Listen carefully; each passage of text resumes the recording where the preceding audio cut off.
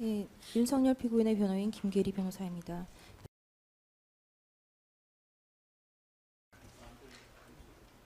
예, 소위 정치인 등 체포 시도 관련하여 의견을 개진하겠습니다. 피고인은 정치인 등에 대하여 위치 추적이든 동향 파악이든 체포든 명칭 여하를 불문하고 지시를 한 바 없습니다. 피고인은 비상계엄 해제 이후 언론을 통하여 관련 내용을 처음 접하였습니다. 김용현 장관은 제1심 법정에서 계엄 해제 후 자신이 검찰에 출석하기 전 피고인이 전화해서 언론 보도가 계속 나오는데 방첩사령관에게 명단을 줬다는 게 무슨 얘기냐라고 물어보았고, 자신은 당시 피고인에게 포고령 위반 우려가 있는 인원과 관심이 필요한 인원들 몇 명 정도를 동정을 파악해 보라고 했다고 대답했더니, 피고인이 왜 안 해야 될 일, 불필요한 일을 했냐는 질책성 발언을 했다고 증언하였습니다. 1심 판결 역시 피고인은 김용현이 세운 구체적인 계획에 대해서는 자세히 보고받거나 알지 못하였던 것으로 보인다라고 피고인이 그와 같은 지시를 하지도 않았고 알지도 못하였음을 인정하였습니다. 홍정원은 자신이 국정원 1차장의 지위에서 경질당하자 마치 피고인이 체포를 지시한 것처럼 이야기하였고, 자신이 부당한 지시에 항명한 것이냐 허위 사실을 유포하였습니다. 그러나 헌법재판소와 이 사건 1심 법정에서는 일관되게 피고인으로부터 방첩사가 정치인을 검거하는 것을 도우라는 이야기를 들은 사실이 없다, 피고인으로부터 방첩사의 임무를 부여했으니 국정원에서 그 임무를 도우라는 얘기를 들은 사실도 없다라고 명확하고 일관되게 증언하고 있습니다. 피고인과 홍정원과의 통화 역시 정치인 체포 시도의 근거가 될 수 없습니다. 김용현이 여인영에게 한 지시의 내용은 동향 파악입니다. 체포를 위해서는 최소한의 혐의의 특정과 체포할 수 있는 기구의 구성이 필요한데 혐의도 없고 합동수사본부도 구성이 안 되었는데 체포라는 이야기가 나올 수가 없다라고 헌법재판소에서부터 일관되게 진술하고 있습니다. 회기 중 현역 국회의원을 체포하기 위해서는 법원의 영장심사, 헌법 제44조의 국회 동의 등 절차가 필요합니다. 따라서 국방부 장관의 국회의원 체포 지시라는 것은 존재할 수 없는 것입니다.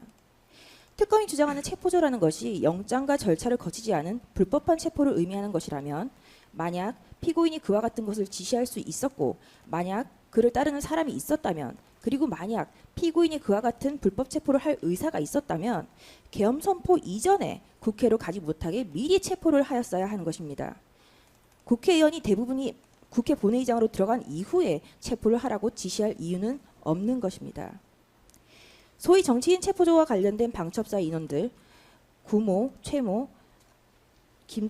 김대모, 이재모 등 모두가 일관되게 방첩사 수사관들의 임무는 체포가 아니라 인계, 이송이며 자신들은 체포조가 아니라 출동조로 표현해달라고 정정을 요구하기도 하였습니다.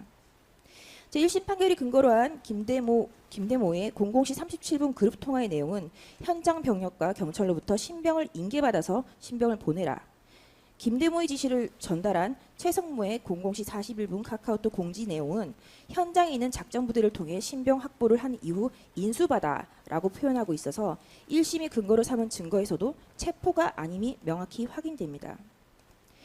소위 정치인 등 체포 시도라고 하는 것에 피고인의 지시 자체가 없었음은 원심이 확인한 바와 같습니다. 김용현 장관의 지시는 단순한 동향 파악이고 방첩사의 구성은 그 누구도 본인들의 임무를 체포로 인식하지 않았습니다. 특검의 공소장 기재 자체로도 체포라는 것의 실체가 인정되지 않습니다.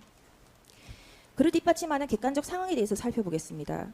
계엄 선포 당시 방첩사 인원의 대부분은 영외 거주자들이어서 퇴근하고 영내에 없었고, 국회에 출동할 당시 급히 소집되어 대기 지시를 받고 차량을 급히 준비하는 등 사전 준비가 없었습니다. 부사관 다수가 음주 상태였으며 비상계엄 선포 후 2시간이 지나서야 최초 출동을 했습니다. 즉 방첩사는 비상계엄에 관한 사전 대비가 전혀 없었습니다. 국회 출동 이후 방첩사의 병력들은 국회 경내에 출입하지도 않았고 정치인 체포를 시도하지도 않았으며 국회 인근에 대기만 하였고 경찰과 합류한 사실도 없으며 계엄 해제 의결 이후 복귀했습니다. 뒤늦게 국회에 도착하여 대기하다가 복귀한 것이 전부인, 이것이 소위 합동체포조라는 것의 실체입니다. 원심은 방첩사는 체포가 아닌 인계를 받는 것이 임무임을 인정하였습니다. 그럼에도 합동작전이라고 봄이 타당하다고 하였으나 경찰, 국방부 조사본부, 방첩사 그 어디에도 체포 임무라는 것은 확인되지 않아서 도대체 누구와 합동작전을 하는 것인지 여부에 대하여 밝히지 못하는 자기 모순적 설치를 하였습니다. 피고인은 경찰에게 정신체포를 지시한 사실도 없습니다. 피고인이 삼청동 안가에서 경찰에게 당부를 한 것은 질서유지입니다. 계엄선포 대국민 담화 이후 각 정치 진영의 인파가 국회로 몰릴 것을 대비해 질서유지를 거듭 강조한 것일 뿐 조지호와 김봉식 모두 피고인과 김용현 장관으로부터 그와 같은 지시를 받은 바 없음을 확인하고 있습니다. 22시 30분에서 40분경 사이에 여인영과 조지호의 통화 내용에 대하여 양 당사자의 주장이 대립됩니다. 조지호는 여인영과 통화 시 안보수사요원 100명을 지원 요청받았고 선관위 3곳에 계엄군의 진입 통보를 받았으며 정치인 명단 15명의 체포 위치 확인 요청을 받았다고 주장합니다. 그러나 같은 통화에 대하여 여인영은 안보수사요원이라는 용어 자체를 모르고 합동수사본부 구성을 위한 수사관 100명을 요청했을 뿐이며 22시 30분경에는 선관위 투입 사실을 몰랐고 체포라는 용어를 사용한 적이 없고 위치 확인을 요청했을 뿐이라고 진술하였습니다. 22시 30분경은 전술하였듯이 방첩사는 출동의 준비조차 되지 않았던 시점입니다. 그 시각 계엄군이 선관위에 진입하였다는 것은 있을 수 없는 객관적 진실에 반하는 것입니다. 조지호는 계엄 직후부터 10여 차례에 걸쳐서 조사를 받았습니다. 지속적으로 진술이 변경되고 일관되지 못합니다. 즉 조지호의 진술은 신빙성이 없는 것입니다. 여인영이 말하는 합동수사본부는 비상계엄 선포 시 계엄사령관의 명에 의하여 설치되도록 규정되어 있습니다. 여인영은 관련 규정에 따라 방첩사에서 경찰의 합동수사본부 구성 협조 요청을 한 것일 뿐입니다. 경찰청 수사부장 임경모의 경우에는 체포 지원 인력이라는 말을 듣지 못했다. 수사관 100명의 명단 요청은 체포는 명확히 아니라고 생각한다. 합동수사본부 인력 파견 요청이겠구나라고 생각했다라고 진술하였습니다. 최강호 수사 2계장은 체포 활동을 한다면 수사 쪽에 지시할 이유가 없다라고 하여 체포가 아님을 명확히 하고 있습니다. 명단은 관련 규정에 따라 작성되었지만 그 누구에게도 보고되지 않았고 계엄은 해제되었습니다. 경찰의 수사관 100명의 명단, 국회 지원 인력 10명은 체포 활동과 무관합니다. 이현모 국가수사본부 수사기획계장은 방첩사 애들이 올 건데 현장에서 인솔하고 같이 움직여야 될 형사들이 필요하다라고 하였고 방첩사 인원들과 영등포 경찰서 형사들은 합류 자체가 없었고 체포를 위한 수갑이나 장구류 등을 준비한 사실이 없습니다. 국방부 조사본부 활동 역시 정치인 체포조 체포 시도와 무관합니다. 박헌모 국방부 조사본부장은 방첩사령부 지원수사관 100명 구성은 합동수사본부 구성을 위한 것으로 인식하였고 미결 수용실 현황 파악 등은 통상의 계엄 사무라고 생각한 것이며 국방부 조사본부 소속 수사관 10명의 국회 출동은 계엄의 시행 계획에 따라 합수본에 파견되는 것으로 인식하였다고 진술하고 있습니다. 방첩사, 경찰, 국방부 조사본부 그 어느 곳에서도 체포 임무는 확인되지 않습니다. 사전 준비도 되어 있지 않아서 뒤늦게 출동하여 대기하고 있다가 복귀한 것이 전부인 이들에게 국회 봉쇄의 목적이 있었다거나 폭동을 인정할 수는 없는 것입니다. 다음으로 소위 선관위 등 점거, 서버 반출, 직원 체포 시도에 관한 쟁점에 대하여 의견을 개진하겠습니다. 2023년 하반기 선거관리위원회를 비롯한 헌법기관들과 정부기관에 대한 북한의 해킹 공격이 있었습니다. 국가정보원이 이를 발견하고 정보 유출과 전산 시스템 안전성을 점검하고자 했습니다. 다른 모든 기관들은 자신들의 참관하에 국정원이 점검하는 것에 동의하여 시스템 점검이 진행되었습니다. 그러나 선거관리위원회는 헌법기관임을 내세우며 완강히 거부하였습니다. 그러다가 선관위의 대규모 채용 부정 사건이 터져 감사와 수사를 받게 되자 국정원의 점검을 받겠다고 한 발 물러섰습니다. 그렇지만 전체 시스템 장비의 아주 일부분만 점검에 응하였고 나머지는 불응했습니다. 시스템 장비 일부분만 점검했지만 상황은 심각했습니다. 국정원 직원이 해커로서 해킹을 시도하자 얼마든지 데이터 조작이 가능했고 방화벽도 사실상 없는 것이나 마찬가지였습니다. 비밀번호도 아주 단순하여 1, 2, 3, 4, 5 같은 식이었습니다. 시스템 보안 관리 회사도 아주 작은 규모의 전문성이 매우 부족한 회사였습니다. 저는 당시 대통령으로서 국정원의 보고를 받고 충격에 빠졌습니다. 민주주의의 핵심인 선거를 관리하는 전산 시스템이 이렇게 엉터리인데 어떻게 국민들이 선거 결과를 신뢰할 수 있겠습니까? 선관위도 국정원의 보안 점검 과정에 입회하여 지켜보았지만 자신들이 직접 데이터를 조작한 일이 없다는 변명만 되풀이할 뿐이었습니다. 선관위는 헌법기관이고 사법부 관계자들이 위원으로 있어 영장에 의한 압수수색이나 강제 수사가 사실상 불가능합니다. 스스로 협조하지 않으면 진상규명이 불가능합니다. 지난 2024년 4월 총선을 앞두고도 문제 있는 부분에 대한 개선을 요구했지만 제대로 개선되었는지 여부를 알 수 없었습니다. 그래서 저는 이번에 국방장관에게 선관위 전산 시스템을 점검하도록 지시한 것입니다. 이 내용은 2024년 12월 12일 윤석열 대통령이 12.3 계엄 이후 직접 밝힌 대국민 담화의 일부입니다. 계엄군이 왜 선관위에 갔는지 그 이유에 대하여 밝히고 있습니다. 헌법재판소는 감사원이 선관위를 직무감찰할 권한이 없다라고 판단하여 선관위는 직무를 감찰조차 받지 않는 무소불위의 권력기관이 되었습니다. 이번 2026년 6월 3일 지방선거에서 심각한 선관위의 부패와 대규모의 선거 부정이 드러나자 이재명 대통령은 선관위에 대한 직무감찰 등 외부 감시와 견제를 위하여 원포인트 개헌이라도 해야 한다라고 말했습니다. 이처럼 선관위가 어디에서부터 손대야 될지 모르게 썩어 있고 개헌이 아니고서는 선관위에서 도대체 무슨 일이 일어나는지 확인할 수 있는 방법이 없다는 것은 이제 대한민국 국민이라면 누구나 아는 사실이 되었습니다. 대통령이 선관위의 병력 투입을 승인한 것은 2023년 하반기에 있었던 국정원의 보안점검 지적사항이 시정되었는지 여부를 확인 가능하다면 확인하기 위한 보안점검의 목적이었습니다. 이러한 대통령의 생각을, 의사를 국헌 문란의 목적으로 보아 내란이라 할 수는 없는 것입니다. 비전문가인 군을 당일에 투입한 것 그 자체가 단기간에 계엄을 의도하였다는 증거입니다. 계엄을 장기적으로 끌고 갈 생각이 있었다면 선관위 시스템 전문가인 국정원, 검찰과 경찰, 민간 전문가를 팀으로 사전에 별도로 구성하여 파견하였을 것입니다. 피고인은 선관위에 정보사 병력이 투입되었다는 사실을 사후 보고를 통해서야 인식하였을 뿐입니다. 김용현 장관, 문상호 정보사령관, 고동모 대령은 정보사의 선관위 투입 목적은 선관위 서버를 외부 세력이 탈취하거나 훼손하지 못하도록 확보하고 지키는 것이었다고 일치하여 증언하고 있습니다.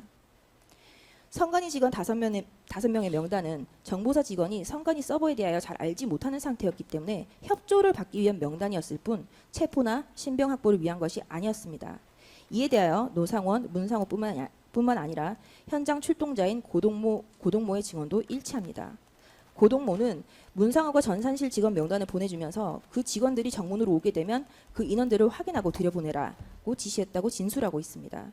그리고 이 명단은 실제 선관위 조직도의 명단과 달랐습니다. 명단과 조직도가 다른 것을 확인하고 문상호는 신경 쓰지 말라는 반응을 보였다고 하였습니다. 즉 이 명단은 체포가 필요한 중요한 임무 관련 명단이 아니었던 것입니다. 정보사는 비상계엄 선포에 대하여는 전혀 모르는 상태에서 출동을 준비했습니다. 문상호 정보사령관조차 고동모에게 자세한 것은 모른다. 상급부대 훈련 또는 검열이라고 해두자라고 하였고 고동모 팀 10명은 훈련에 준하여 출동을 준비하였습니다. 훈련의 경우에도 실탄을 휴대하는 경우가 있고 실제 사용할 의도로 실탄을 준비한 것이 아닙니다. 문상호 정보사령관은 고동모 팀에게 물리력을 사용해서는 안 된다고 명시적으로 지시를 하달하였습니다. 고동모 팀은 실탄을 차량에 두고 선관위에 진입하였습니다. 실제 임무 수행은 물리력의 행사 없이 협조 요청과 선관위 직원들의 도움으로 수행하였습니다. 고동모 팀이 선관위에 조치한 내용은 야근자 1명에 대한 귀가 조치, 당직자들에 대하여 현 위치에서 그대로 근무하도록 한 것이 전부입니다. 귀가 조치한 직원도 그 직원이 퇴근하겠다고 했기 때문에 퇴근할 수 있도록 안내를 하였습니다. 당시 퇴근하였던 야근자 역시 퇴근할 참여에서 퇴근을 했고 협조를 구하는 것으로 느껴졌고 물리적 접촉이나 심리적 압박을 느낄 만한 요소는 없었다. 출입구 중 원하는 출입구로 나갈 수 있게 해주었다. 그리고 휴대폰을 돌려주었다라고 진술을 하고 있습니다.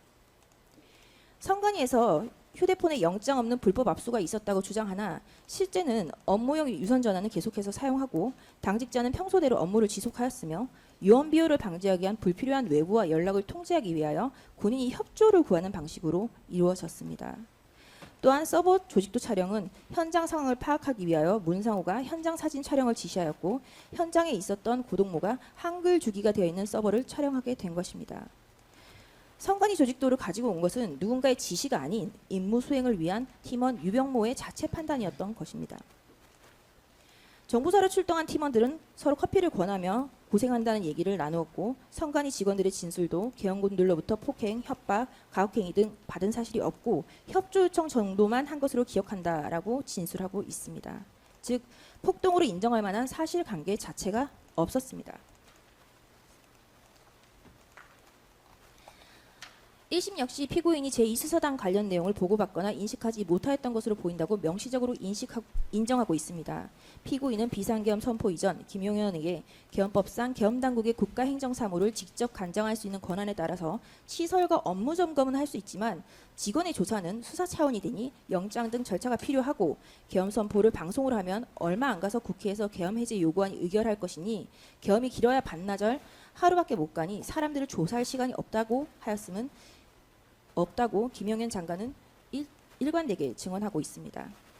즉 제2수사단은 피고인이 알지 못했던 내용이고 국헌문란의 목적이나 폭동을 인정할 근거가 되지 못합니다. 정보사의 명단 작성은 선관위 수사와는 무관합니다. 정보사 병력 명단은 대량 탈북 사태에 대비하기 위한 것이니 관련자인 김용현, 문상호, 김복모, 정성모 등의 일치된 증언으로 확인됩니다.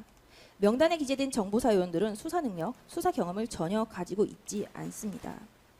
실제 작성된 명단을 살펴보겠습니다. 명단의 인원 현황을 살펴보면 출신 지역이 전주, 광주, 수원, 서울, 인천, 대전, 춘천, 보성, 구례, 괴산 등 고르게 분포되어 있고 학력을 살펴보면 국제정치학, 영어, 일어, 중국어 등 외국어를 전공하거나 능통한 자, 해외 체류 경험이 있는 자들로 이루어져 있음이 확인됩니다. 군사경찰 작성 명단 또한 선관위 수사와는 무관합니다.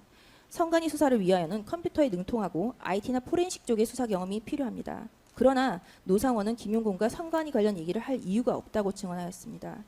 김용군은 노상원이 컴퓨터를 잘하는 인원을 뽑아달라는 말을 한 적이 없다고 증언하였습니다.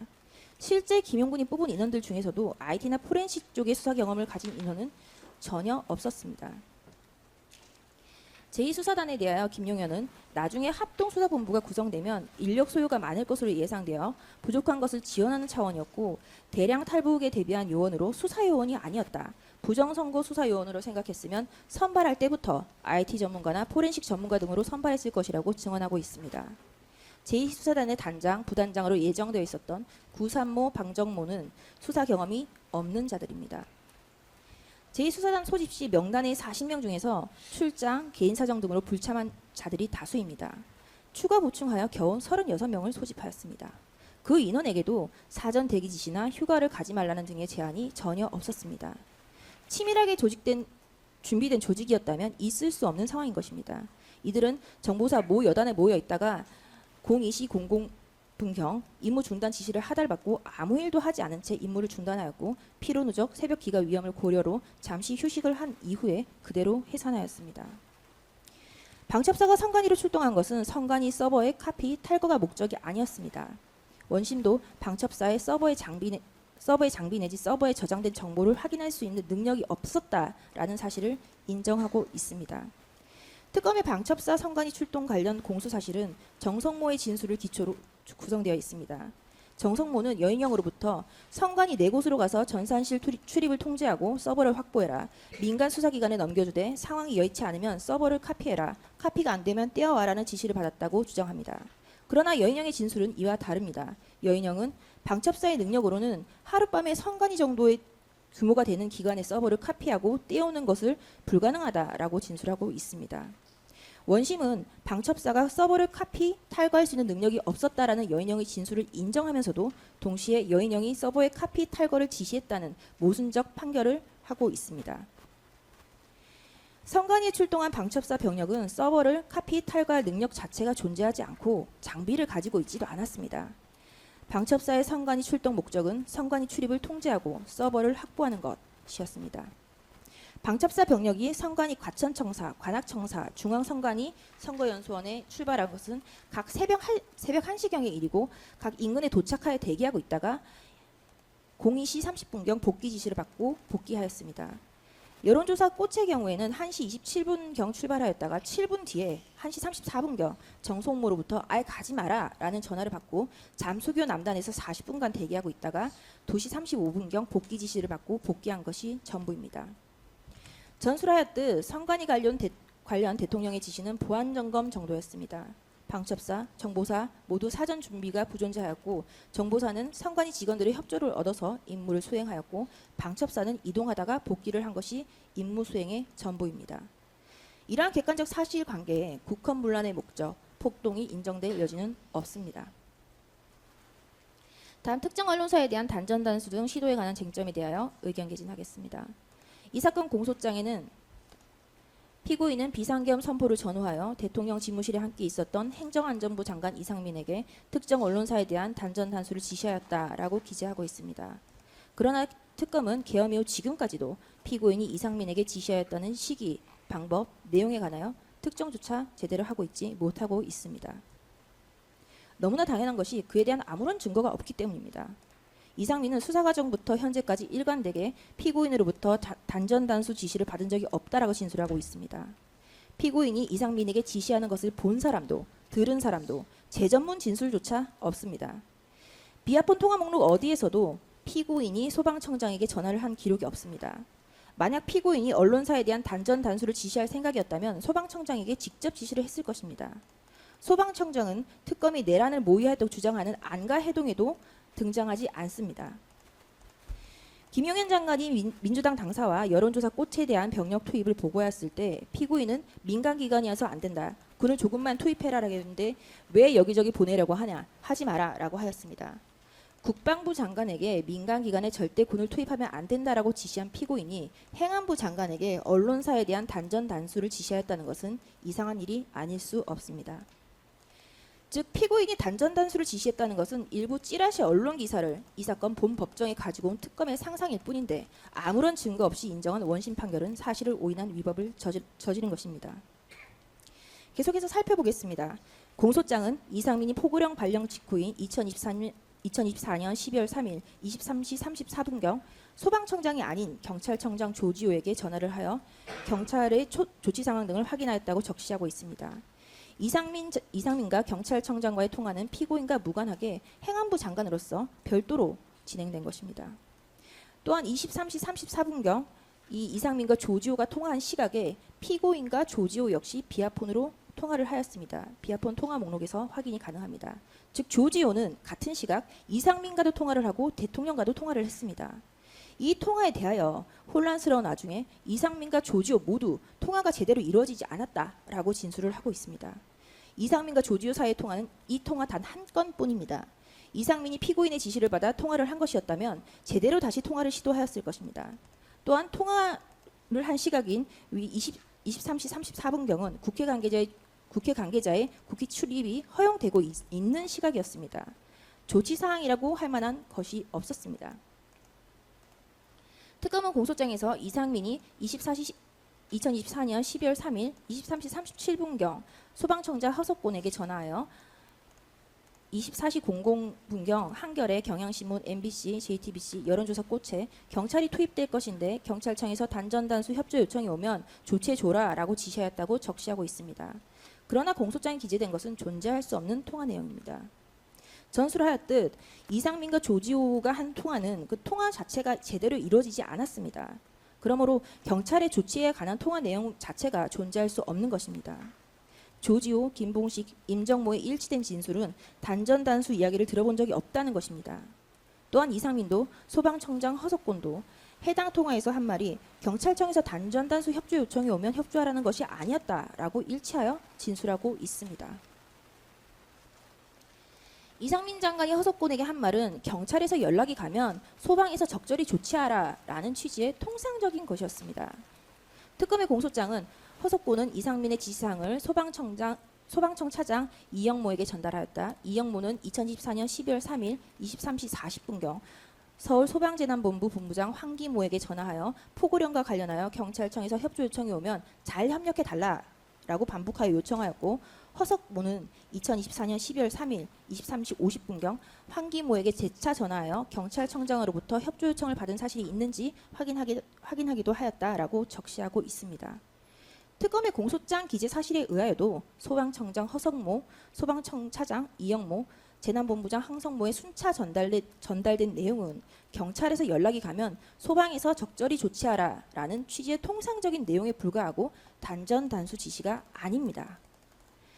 허석곤이 이영모에게 한 말은 단전 단수 등으로 발생할 수 있는 긴급 사항에 관한 대비를 하라라는 취지이지 단전 단수를 하라는 것이 아니었습니다.